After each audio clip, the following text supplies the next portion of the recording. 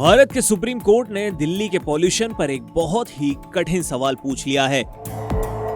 अगर कोविड में भी पराली जली थी तो तब नीला आसमान कैसे दिखाई दे रहा था? दिल्ली में स्मॉग हर सर्दी की कहानी बन चुका है, लेकिन सुप्रीम कोर्ट ने एक चौंकाने वाला सवाल पूछ लिया। कोविड के दौरान भी पराली जली थी, फिर भी आसमान साफ क्यों था? और क्या सच में पराली ही सबसे बड़ा दोषी है? आज हम समझेंगे कि अदालत ने क्या कहा और ये सवाल इतना ज्यादा महत्वपूर्ण क्यों है। पहले जान लेते हैं कि ये मामला गर्म क्यों है।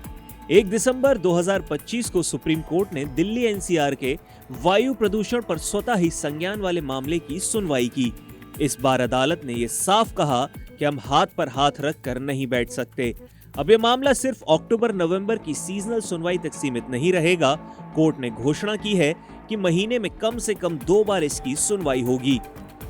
तो जान लेते हैं कि इस सुनवाई में हुआ क्या। कोर्ट का पहला बड़ा सवाल था कि शॉर्ट टर्म प्लान क्या है। CAQM यानी commission for air quality management ने बताया कि उन्होंने शॉर्ट टर्म प्लान का हलफनामा जमा कर दिया है, लेकिन कोर्ट का जवाब था कि कागज नहीं, उसका असर बताइए। CJI ने कहा कि कोर्ट समाधान नहीं बनाता, सिर्फ मंच देता है।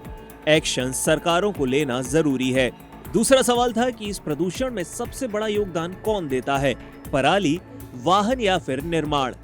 ASG ने बताया कि कैटेगरी वाइज योगदान दर्ज है। वाहन प्रदूषण सबसे बड़ा कारण है। धूल और कंस्ट्रक्शन भी समस्या है। पराली एक पीरियोडिक फैक्टर है, यानी कि एक मौसमी वजह। लेकिन CJI ने एक और अहम सवाल उठाया। अगर कोविड में भी पराली जली थी तो उस समय आसमान इतना साफ कैसे दिखाई दे रहा था? इसका संकेत ये है कि शायद पराली को अक्सर राजनीतिक विवाद बना दिया जाता है, जबकि असली समस्या कहीं और भी हो सकती है। किसानों के बारे में कोर्ट ने क्या टिप्पणी की वो भी जान लीजिए। CJI ने साफ कहा कि किसानों को दोषी मत ठहराइए। वो बोले कि जो किसान जला रहा है वो भी एक एसेट है, एक कमोडिटी है जिसे सिस्टम संभाल नहीं पा रहा। कोर्ट का कहना है कि किसानों का कोर्ट में प्रतिनिधित्व भी नहीं होता, इसलिए इस मुद्दे को राजनीतिक या ईगो का विषय बनाना एकदम गलत है। इस पूरे मामले की ग्राउंड रियलिटी और उसके सामने कागजी आदेशों को भी समझ लेते हैं। जस्टिस बागची ने पूछा कि कंस्ट्रक्शन बैन लागू हुआ भी या सिर्फ कागज पर ही है।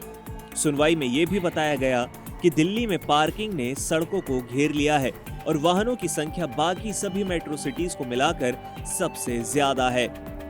CJI ने कहा कि मेट्रो का विस्तार गेम चेंजर होगा, लेकिन असर दिखने में अभी समय लगेगा, इसलिए तुरंत और प्रभावी उपाय जरूरी हैं। अंत में कोर्ट का निर्देश, 1 हफ्ते में ठोस रिपोर्ट चाहिए।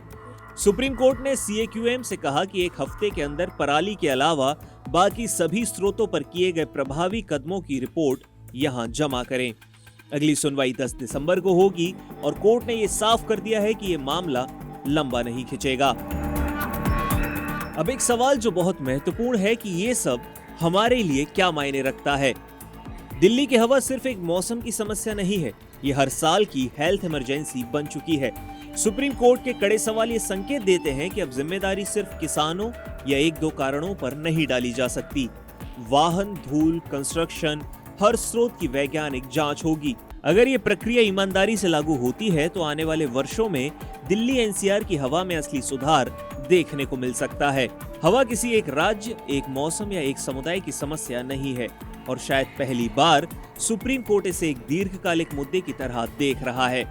आपके हिसाब से दिल्ली के प्रदूषण को कम करने के लिए सबसे अहम कदम क्या हो सकता है? कमेंट कीजिए और ऐसे ही वीडियोस के लिए चैनल को सब्सक्राइब कर लीजिए।